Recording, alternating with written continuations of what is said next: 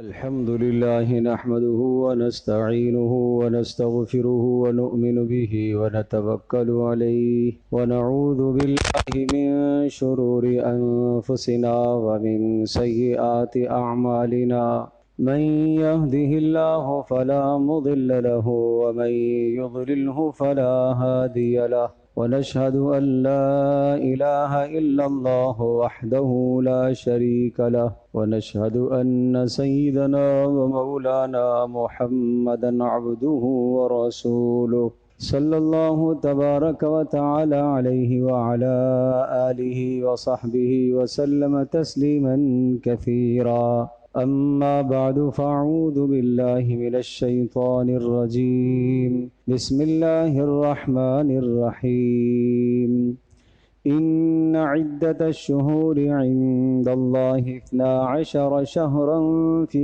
كتاب الله يوم خلق السماوات والأرض منها 4 حرم ذلك الدين القيم فلا تظلموا فيهن أنفسكم صدق الله مولانا العظيم رب اشرح لي صدري ويسر لي أمري واحلل عقدة من لساني يفقه قولي اللهم صل على محمد وعلى آل محمد كما صليت على إبراهيم وعلى آل إبراهيم إنك حميد مجيد اللهم بارك على محمد وعلى آل محمد كما باركت على إبراهيم وعلى آل إبراهيم إنك حميد مجيد. گرامی قدر حاضرین و سامعین، محرم الحرام کا مہینہ شروع ہے اور قمری سال کے اعتبار سے محرم پہلا مہینہ ہوتا ہے۔ شریعت کے بہت سارے احکامات کا تعلق قمری سال کے ساتھ ہے، اس لیے قمری مہینوں کی تاریخ کا جاننا سمجھنا وہ بھی فرض کفایہ کے درجے میں ہے۔ آدمی اسے جانے اس لیے کہ رمضان کے مہینے اور روزوں کا تعلق قمری سال سے ہے، حج کے احکام کا تعلق قمری سال سے ہے، اور یوم عاشورہ کا روزہ یعنی 10 محرم کا روزہ اس کا تعلق بھی قمری سال کے ساتھ ہے۔ تو اس لیے قمری تاریخوں کا جاننا بھی بہرحال ضروری ہے۔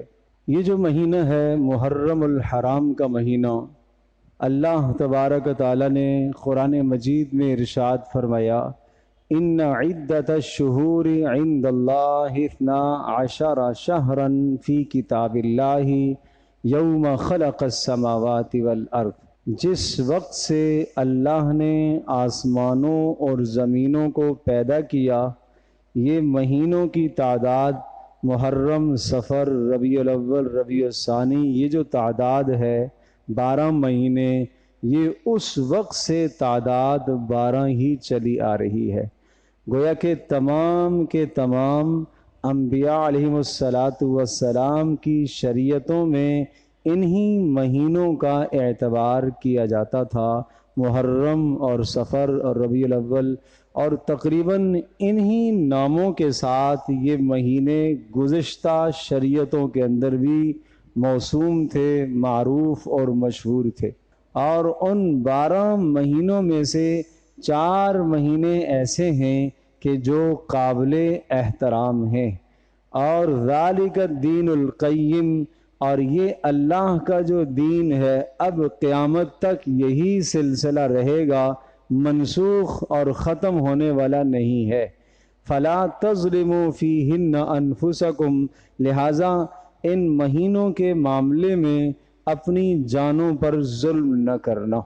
یہ تو سورہ توبہ کی اس آیت کا ترجمہ میں نے آپ کے سامنے عرض کیا۔ پھر ہم واپس آتے ہیں، کیا ارشاد فرمایا کہ سال کے 12 مہینے اللہ نے مقرر فرمائے، اور ان 12 میں 4 مہینے قابل احترام ہیں۔ وہ 4 مہینے کون سے قابل احترام ہیں؟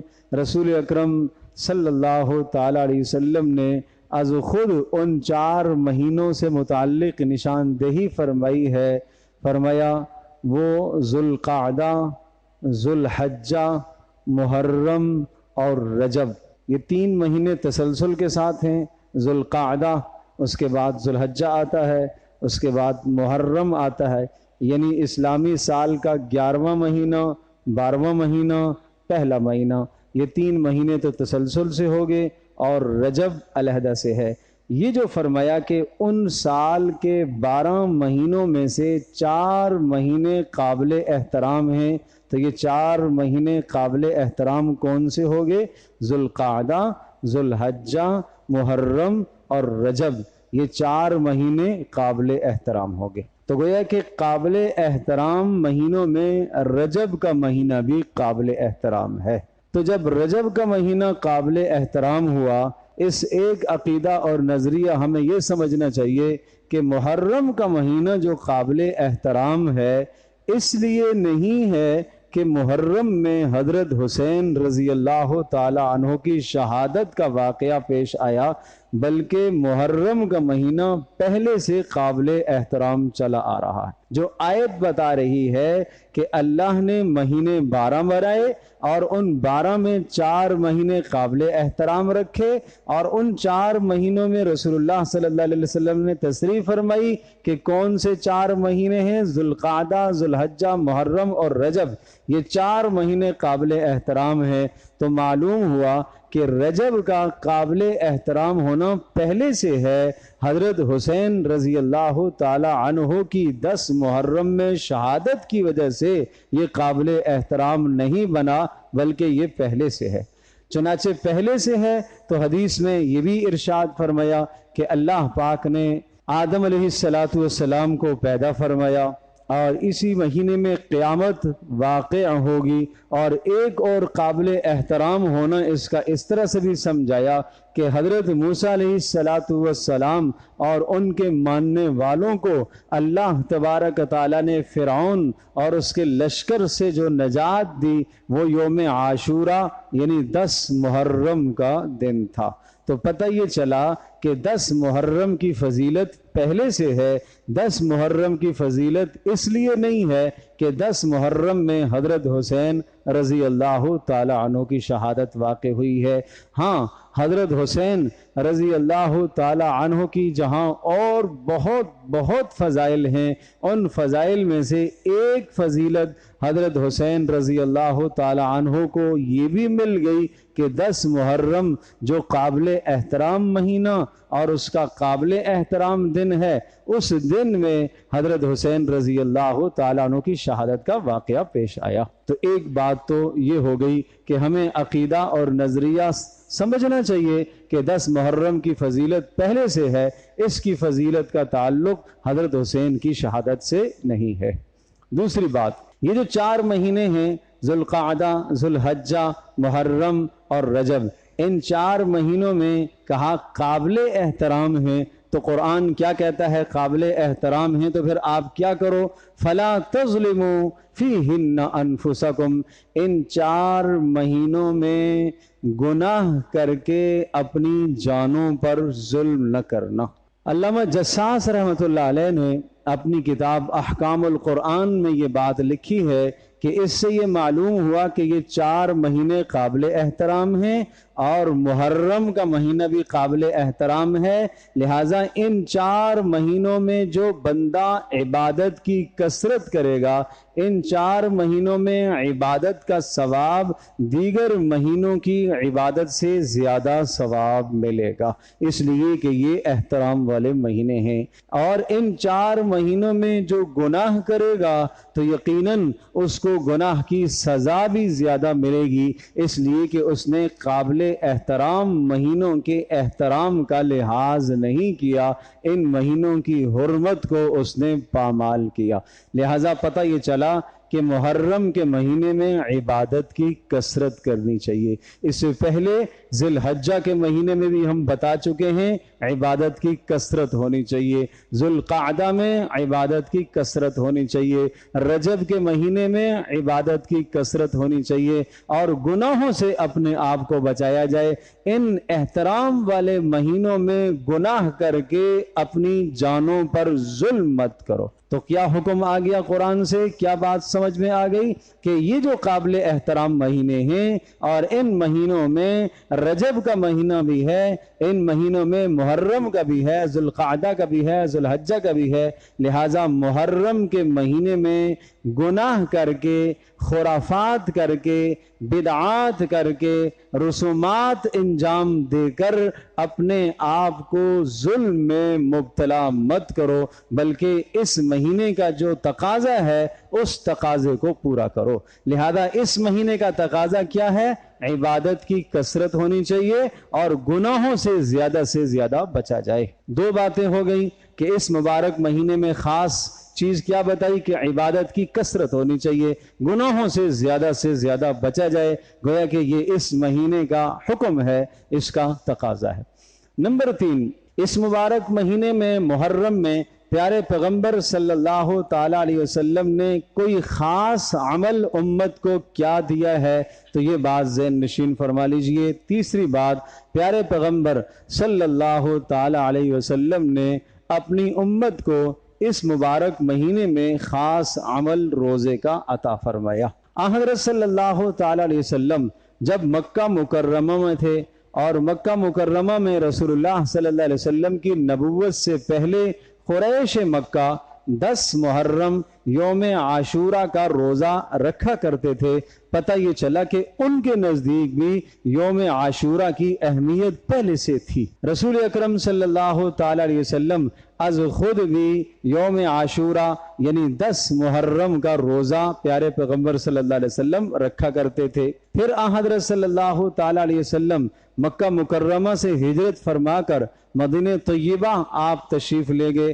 حضرت صلی اللہ علیہ وسلم نے اس روزے کو رکھا بھی اور رکھنے کا حکم بھی دیا، اور یوں سمجھیے کہ یہ روزہ یوم عاشورہ کا 10 محرم کا یہ فرضیت کا درجہ رکھتا تھا، گویا کہ فرض کے درجے میں اس مہینے کا روزہ رکھا جاتا تھا، یعنی 10 محرم کا روزہ فرض کے درجے پر رکھا جاتا تھا، اور ہر شخص اس روزے کا اہتمام کرتا تھا۔ پھر جب رمضان المبارک کے روزے آگے تو رمضان کی فرضیت کے بعد یوم عاشورہ 10 محرم کے روزے کی فرضیت تو ختم ہو گئی، اس کا استحباب یعنی مستحب ہونا اور مسنون ہونا باقی رہ گیا۔ فرض تو نہیں رہا، البتہ مستحب اور مسنون قرار پایا۔ پیارے پیغمبر صلی اللہ تعالیٰ علیہ وسلم نے از خود اہتمام اور التزام فرمایا کہ آپ علیہ السلام یوم عاشورہ 10 محرم کا روزہ مدینہ منورہ کی زندگی میں بھی آپ رکھتے رہے، تسلسل کے ساتھ آپ رکھتے رہے۔ آپ علیہ السلام نے اس دن کے روزے کو نہیں چھوڑا، اہتمام کے ساتھ آپ نے یہ روزہ رکھا۔ پھر ایک دن ایسا بھی آیا، حضرت عبداللہ ابن عباس رضی اللہ تعالی عنہما ارشاد فرماتے ہیں کہ لوگوں نے آ کر یہ کہا، اے اللہ کے رسول، یوم عاشورہ کا 10 محرم کا آپ روزہ رکھتے ہیں، اور 10 محرم کو تو یہود بھی روزہ رکھتے ہیں، اور آپ کا مزاج مبارک یہ ہے کہ آپ اپنی عادات میں، آپ اپنے اعمال اور اطوار میں یہود کی مخالفت فرمایا کرتے تھے۔ اس لیے کہ اللہ نے مجھے ایک مستقل دین دیا ہے، لہٰذا ہمیں یہودیوں کے تابع ہونے کی ضرورت نہیں ہے۔ اس لیے اللہ کے رسول یوم عاشورہ کو تو یہود بھی روزہ رکھتے ہیں۔ رسول اللہ صلی اللہ علیہ وسلم نے معلوم کروایا یہودیوں سے کہ تم یوم عاشورہ کا روزہ کیوں رکھتے ہو؟ تو پیارے پیغمبر صلی اللہ تعالی علیہ وسلم کے استفسار پر، پوچھنے پر یہودیوں کی طرف سے جواب یہ ملا کہ اس دن اللہ پاک نے موسیٰ علیہ السلام کو فرعون اور اس کے لشکر سے نجات عطا فرمائی، ہم بطور شکرانے کے یوم عاشورہ 10 محرم کا روزہ رکھتے ہیں۔ پیارے پیغمبر صلی اللہ علیہ وسلم نے ارشاد فرمایا کہ ہم موسیٰ علیہ السلام کے زیادہ قریب ہیں اور ہم موسیٰ علیہ السلام کی پیروی کرنے کے زیادہ حقدار ہیں، لہٰذا پیارے پیغمبر صلی اللہ علیہ وسلم نے اسی طرح سے روزے کو جاری رکھا۔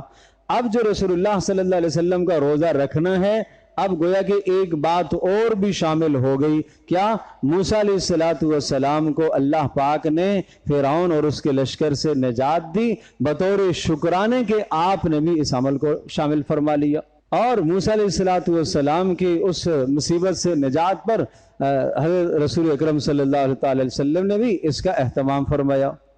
یہ تسلسل چلتا رہا، پھر آخر میں رسول اکرم صلی اللہ تعالی علیہ وسلم کے سامنے پھر یہ سوال آیا، اے اللہ کے رسول، یہ یہودیوں کی مسلمانوں کے خلاف سازشیں اور طرح طرح کی باتیں ہیں، اور آپ تو ہمیشہ یہودیوں کی مخالفت ہی کی تاکید کرتے ہیں، تو یہ 10 محرم کا روزہ یہودی بھی رکھتے ہیں۔ تو آپ علیہ السلام نے اس وقت یہ ارشاد فرمایا کہ اگر میں آئندہ سال زندہ رہا تو 10 محرم کے روزے کے ساتھ 9 کا یا 11 کا روزہ بھی میں ملا لوں گا، تاکہ یہودیوں کی مطابعت نہ ہو، شباہت نہ ہو، تو لہٰذا میں 9 کا روزہ یا 11 کا روزہ ملا لوں گا۔ حضرت عبداللہ ابن عباس رضی اللہ تعالی عنہما ارشاد فرماتے ہیں، آئندہ سال محرم کے آنے سے پہلے ہی رسول اللہ صلی اللہ علیہ وسلم دنیا سے رخصت ہو گئے، گویا کہ آپ علیہ السلام کو پھر 9 کا روزہ یا 11 کا روزہ ساتھ ملانے کی نوبت نہیں آئی، آپ دنیا سے تشریف لے گئے۔ لیکن چونکہ رسول اکرم صلی اللہ تعالی علیہ وسلم نے اپنی تمنا ظاہر فرمائی کہ آئندہ میں زندہ رہا تو میں 10 محرم یوم عاشورہ کے روزے کے ساتھ 9 کا یا 11 کا روزہ بھی ضم کروں گا، ملاؤں گا، چنانچہ پیارے پیغمبر صلی اللہ تعالی علیہ وسلم کی اس تمنا اور چاہت کو مد نظر رکھتے ہوئے صحابہ کرام رضی اللہ عنہم اجمعین نے ہمیشہ سے یہ معمول بنا لیا تھا کہ وہ 9 اور 10 کا یا 10 اور 11 کا روزہ رکھا کرتے تھے، گویا کہ 2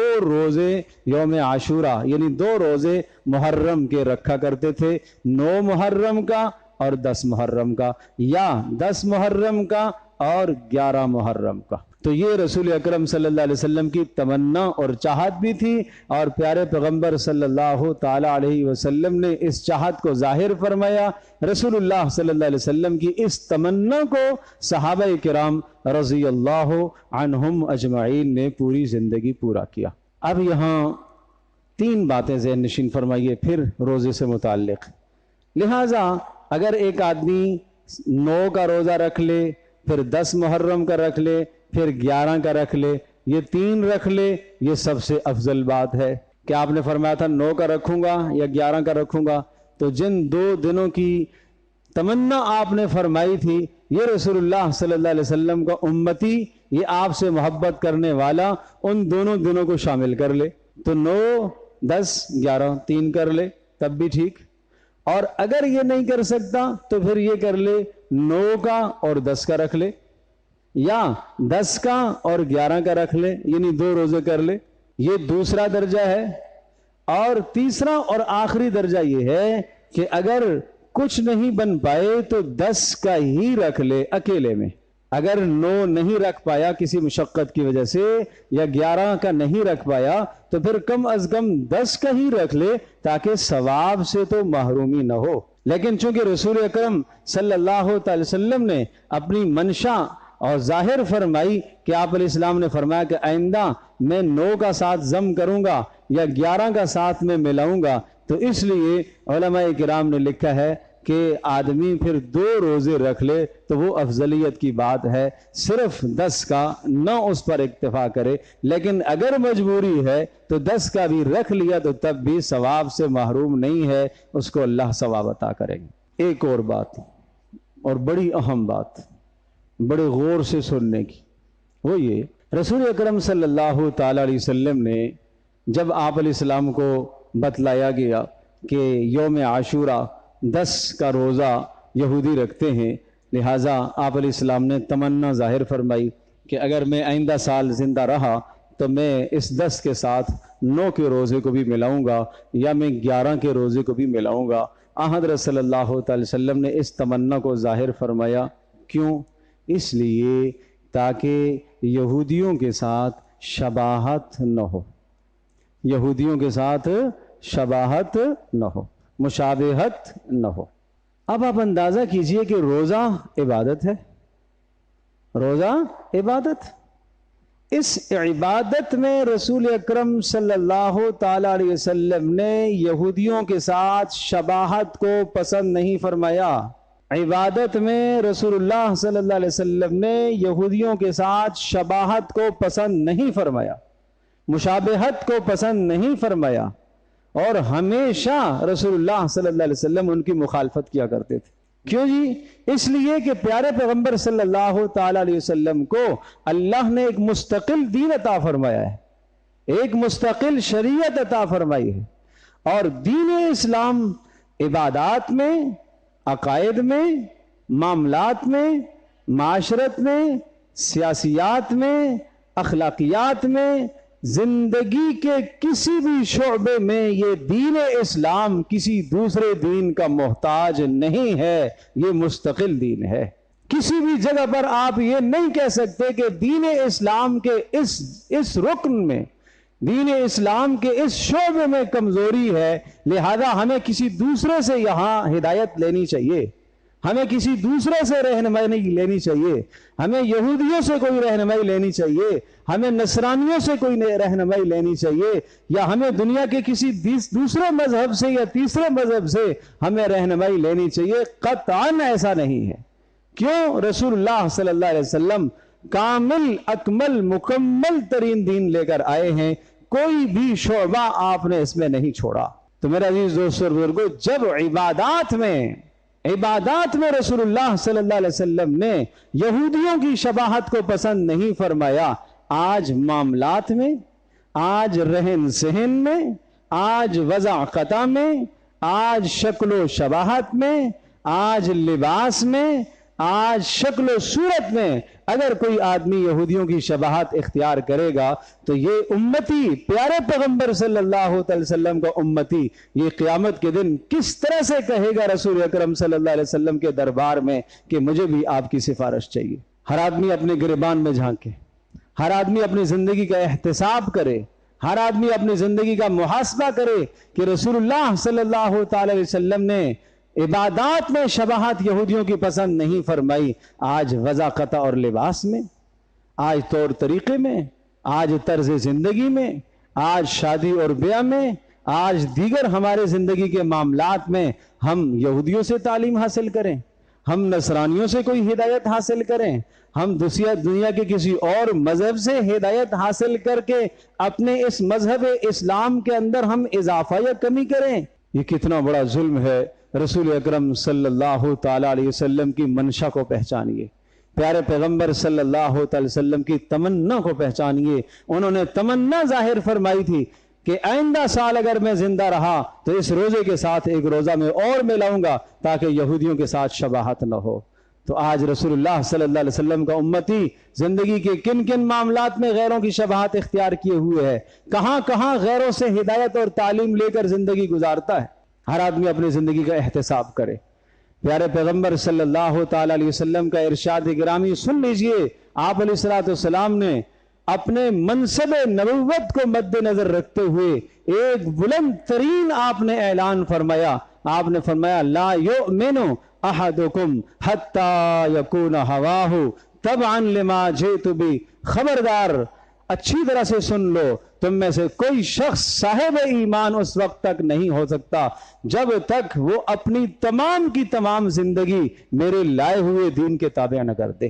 اس کے عقائد بھی وہی ہوں جو میں نے عقائد دیے ہیں، عبادات بھی اسی طرح سے ہوں جو عبادات میں نے دی ہیں، معاشرہ بھی وہی ہو جو میں نے معاشرہ دیا ہے، سیاسیات میں وہی طریقے ہوں جو میں نے اپنائے ہیں، اور تجارت میں، لین دین میں بھی وہی معاملات اختیار کرے جو راستہ میں نے بتلایا ہے۔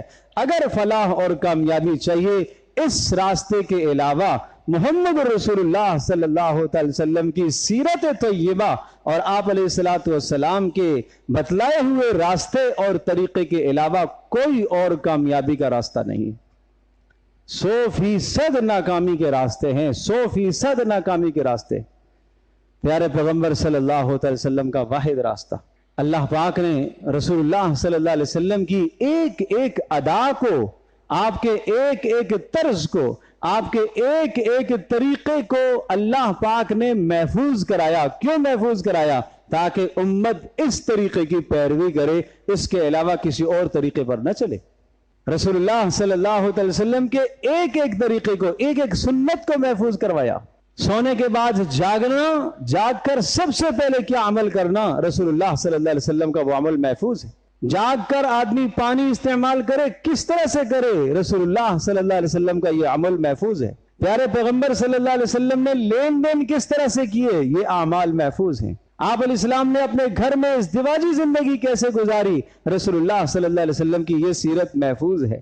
آپ نے اپنی ازواج مطہرات کے ساتھ بات چیت کیسے کی، وہ طریقہ کار بھی محفوظ ہے۔ زندگی کا کوئی شعبہ ایسا نہیں ہے جہاں رسول اکرم صلی اللہ علیہ وسلم کی تعلیم اور رسول پاک صلی اللہ علیہ وسلم کی سنت موجود ہو۔ اس لیے فرمایا لقد کان لکم فی رسول اللہ اسوۃ حسنہ، تمہارے لیے رسول اکرم صلی اللہ علیہ وسلم کی زندگی میں بہترین نمونہ ہے۔ مالدار کے لیے بھی، غریب کے لیے بھی، امیر کے لیے بھی، شہری کے لیے بھی، دیہاتی کے لیے بھی، اور یوں کہہ لیجئے بادشاہ کے لیے بھی، فقیر کے لیے بھی، مرد کے لیے بھی، عورت کے لیے بھی، کوئی آدمی یہ نہیں کہہ سکتا کہ بھئی وہ تو اللہ کے رسول تھے، میں ان کے راستے پر نہیں چل سکتا، وہ تو بہت اللہ کے مقرب تھے۔ کوئی یہ نہیں کہہ سکتا انہوں نے فقر کی زندگی گزاری ہے، اختیاری فقر تھا، میں ایسی زندگی نہیں گزار سکتا۔ رسول اللہ صلی اللہ علیہ وسلم کی زندگی میں اللہ نے وسعتیں بھی عطا فرمائی ہیں، لہذا جس شخص کے پاس مال کی وسعت ہو اس کے لیے بھی رسول اللہ کی زندگی نمونہ ہے، جس کے گھر میں فاقے ہوں اس کے لیے بھی رسول اللہ صلی اللہ علیہ وسلم کی زندگی نمونہ ہے، جو حالت جنگ میں ہو اس کے لیے بھی رسول اللہ کی زندگی نمونہ ہے، حالت امن میں ہے تب بھی رسول اللہ صلی اللہ علیہ وسلم کی زندگی نمونہ ہے۔ اپنوں کے ساتھ اختلاف ہو جائے کس طرح سے نباہ کرنا ہے، رسول اکرم صلی اللہ علیہ وسلم کی زندگی نمونہ ہے۔ زندگی کا ہر گوشہ پیارے پیغمبر صلی اللہ علیہ وسلم کا محفوظ ہے۔ تو اس لیے رسول اکرم صلی اللہ علیہ وسلم کی جو بتلائی ہوئی تعلیمات اس محرم کے مہینے کے حوالے سے تھی وہ میں نے عرض کر دی۔ آخری بات، رسول اکرم صلی اللہ علیہ وسلم کی بتلائی ہوئی تعلیم یہ بھی ہے کہ جو آدمی اس مہینے میں، خاص طور پر یوم عاشورہ کی بات ہے، یوم عاشورہ والے دن اپنے اہل خانہ پر وسعت کرے گا، اللہ تبارک و تعالیٰ اس کے رزق میں فراوانی عطا فرمائے گا، اللہ اس کو رزق کی فراوانی دے گا۔ لیکن میرے عزیز دوستوں اور بزرگوں، اچھی طرح سے ذہن نشین فرمائیے، یوم عاشورہ میں وسعت کرنے کا مطلب یہ نہیں کہ آپ یوم عاشورہ کا روزہ چھوڑیں، یوم عاشورہ کا روزہ رکھیں۔ آپ شام میں وسعت کر لیجئے، آپ صبح میں وسعت کر لیجئے، آپ اگلے دن میں وسعت کر لیجئے، آپ رات میں وسعت کر لیجئے، افطار سحر میں وسعت کر لیجئے۔ اس کا یہ معنی نہیں ہے کہ آپ روزہ چھوڑیں گے، روزے کا التزام آپ نے فرمایا۔ اس لیے تمام بزرگوں سے درخواست ہے کہ 10 محرم کے روزے کا اہتمام فرمائیں، ایک دن پہلے کا یا ایک دن بعد کا۔ اور آپ نے فرمایا میں امید رکھتا ہوں کہ یہ گزشتہ 1 سال کے گناہوں کا کفارہ بنے گا، یہ روزہ یوم عاشورہ کا روزہ 1 سال کے گناہوں کا کفارہ بنے گا۔ لہٰذا اس وقت مذہب کے نام پر جو چیزیں خرافات ہمارے اندر داخل ہو گئی ہیں، یہ اچھی طرح سے ذہن نشین فرمائیے، رسول اکرم صلی اللہ تعالی علیہ وسلم کا ان تمام چیزوں سے کوئی تعلق نہیں۔ حضرت صلی اللہ تعالی وسلم نے ایسی کوئی تعلیم نہیں دی ہے کہ اس دن میں کوئی مخصوص شے پکائی جائے، کوئی مخصوص طریقے سے کوئی چیز پلائی جائے، کوئی شربت بنا کر تقسیم کیا جائے، اور حضرت حسین رضی اللہ تعالی عنہ وہاں پیاسے تھے لہذا ان کی یاد میں زیادہ سے زیادہ پلایا جائے۔ بھئی پیاسے کے ساتھ شباہت تو روزہ رکھ کر ہوگی، پی کر تو نہیں ہوگی۔ بھائی بھوکے کے ساتھ شباہت تو روزہ رکھ کر ہوتی ہے، کھا کر تو نہیں ہوتی۔ اگر حضرت حسین رضی اللہ تعالی عنہ کے ساتھ ہم عقیدت اور محبت اور شباہت رکھتے ہیں تو پھر روزے پر آئیے، پھر رسول اللہ صلی اللہ علیہ وسلم کا جو بتلایا ہوا عمل ہے اس عمل پر آئیے۔ کیوں ہم خرافات میں پڑ جاتے ہیں؟ جس چیز کا ہمارے دین سے اور ہمارے مذہب سے کوئی تعلق نہیں ہے، ہم اس قسم کی خرافات میں ہرگز مبتلا نہ ہوں۔ نہ ایسی چیزوں کو ہم دیکھیں، نہ ایسی چیزوں کو ہم سنیں، نہ ایسے پروگرام اور ایسی تقریبات میں ہم شرکت اختیار کریں، قطعاً آپ کے لیے جائز اور درست نہیں ہے۔ اپنے آپ کو ان تمام چیزوں سے لا تعلق رکھیں، اپنے آپ کو ان تمام چیزوں سے الگ تھلگ رکھیں۔ رسول اکرم صلی اللہ علیہ وسلم کی جو تعلیمات ہیں وہ صاف اور واضح اور شفاف ہیں، ان تعلیمات میں کسی قسم کا کوئی ابہام، کوئی پیچیدگی، کوئی پوشیدگی نہیں ہے۔ صاف صاف آپ نے بتایا، من احدث فی امرنا ھذا، جس نے ہمارے دین میں کسی ایسی بات کو ایجاد کیا جو ہم نے نہ بتائی ہو اور نہ کہی ہو، فَهُوَ رَدٌّ، وہ رد کر دی جائے گی۔ اللہ کے ہاں وہ قبول نہیں ہے، وہ جتنی ہی خوبصورت کیوں نہ ہو، وہ جتنی ہی پیاری کیوں نہ ہو، وہ جتنی ہی دیکھنے میں یہ کہ اگر ایسا کر لیا تو کیا ہوگا، بھائی کر لیا تو کیا ہوگا، اللہ کے نبی نے نہیں کیا تو ہم کیوں کریں؟ اللہ کے نبی نے نہیں کیا تو ہم کیوں کریں؟ جمعے کی نماز ہم 2 رکعت نماز با جماعت ادا کرتے ہیں، روزانہ زور کے وقت 4 ادا کیے جاتے ہیں، آج بھی 4 ادا کر لیں تو کیا ہوگا؟ نہیں ہوگی۔ کیوں نہیں ہوگی؟ اللہ کے نبی نے ایسا نہیں بتایا۔ دین نام اتباع کا ہے، دین نام خواہشات کی پیروی کا نہیں ہے، دین نام رسم و رواج کی پیروی کا نہیں ہے، معاشرے سے متاثر ہو کر عمل کرنے کا نام نہیں ہے، دین نام رسول اکرم صلی اللہ علیہ وسلم کی شریعت کی اتباع کا ہے، پیروی کا نام دین ہے۔ جو پیارے پیغمبر صلی اللہ علیہ وسلم کی تعلیمات ہیں ان تعلیمات کو دل و جان سے قبول کرو۔ حضرت صلی اللہ علیہ وسلم نے تمنا فرمائی، میرا جی چاہتا ہے اگر آئندہ سال میں زندہ رہا تو میں 10 محرم کے ساتھ 9 کا یا 11 کا روزہ میں لاؤں گا۔ آپ کی تمنا صحابہ نے سنی، صحابہ نے اس تمنا پر التزام فرمایا۔ یہ تھے رسول اللہ صلی اللہ علیہ وسلم کے ساتھ محبت اور عشق کرنے والے لوگ۔ انہوں نے یہ نہیں دیکھا کہ حضرت صلی اللہ تعالی علیہ وسلم نے تو رکھا نہیں ہے، حضرت تو دنیا سے اللہ کے نبی کی تمنا اور چاہت تھی، اس تمنا پر اپنا سب کچھ نچھاور کرنے کے لیے تیار تھے۔ آج ایک امتی کا یہی جذبہ ہونا چاہیے، رسول اکرم صلی اللہ تعالی وسلم کی تمنا اور چاہت اور آپ کی سیرت اور آپ کی سنت پر اپنی جان نچھاور کرنی چاہیے۔ یہی کامیابی کا راستہ ہے۔ اس کے علاوہ اپنی خرافات اور گرد و نواح کی جو خرافات ہیں، رسومات ہیں، ان سے متاثر ہو کر کسی بدعت کا ارتکاب کرنا اور کسی خرافات میں اپنے آپ کو شامل کرنا، اپنا دین، اپنی دنیا، اپنا مال، سب کچھ تباہ کرنے کے مترادف ہے۔ اللہ پاک میری بھی، آپ کی، ہم سب کی حفاظت فرمائے۔ وآخر دعوانا الحمدللہ۔